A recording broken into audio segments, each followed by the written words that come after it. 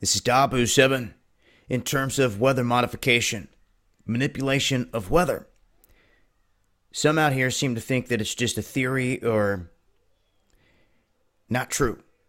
The fact is that it is very real. They've been doing it for some time, and I want to let that be known. That at least for the past 100 years, and we've talked about this many times on this show, but of new people, and people are awakening every day. They come across a video, and they're seeing something for the first time, and they're trying to understand how is it possible.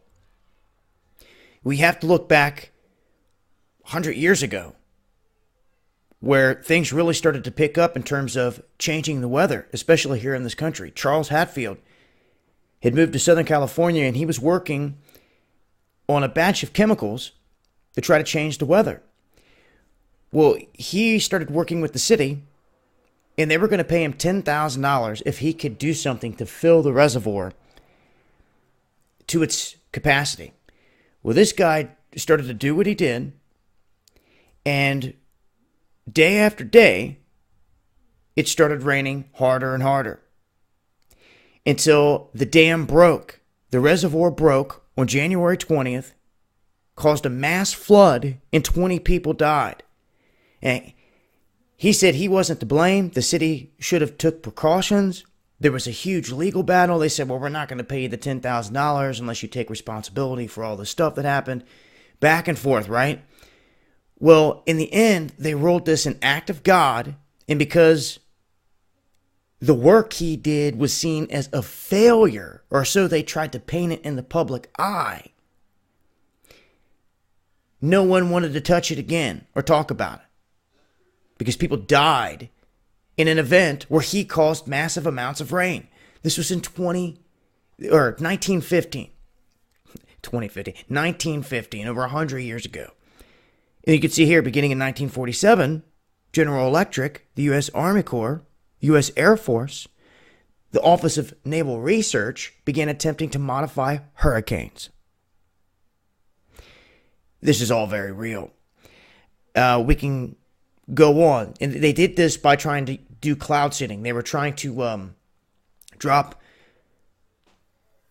different chemicals in the atmosphere for different reasons to try to do certain things. Now, Operation Popeye was huge.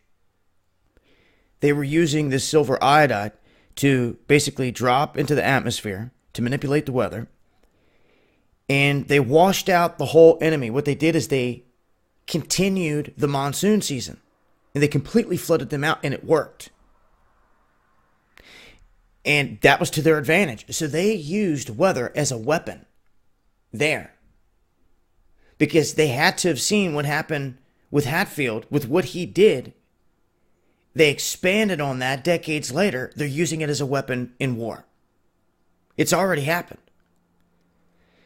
Then you have Hurricane Betsy. Everything that happened with it.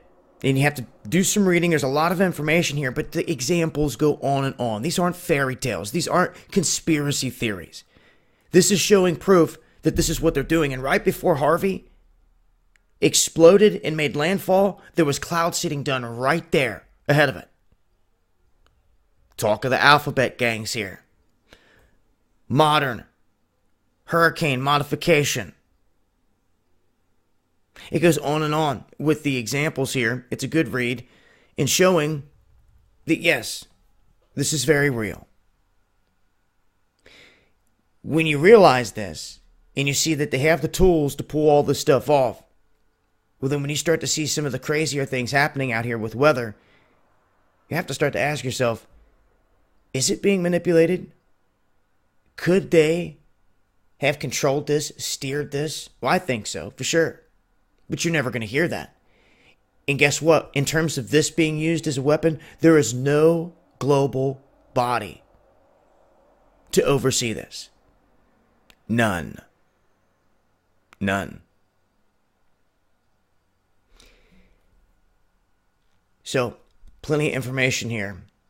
I'll leave a link below. Make sure to follow me on Twitter as well for the latest updates. Kick out a lot of info over there. This has been Dabu7. Peace.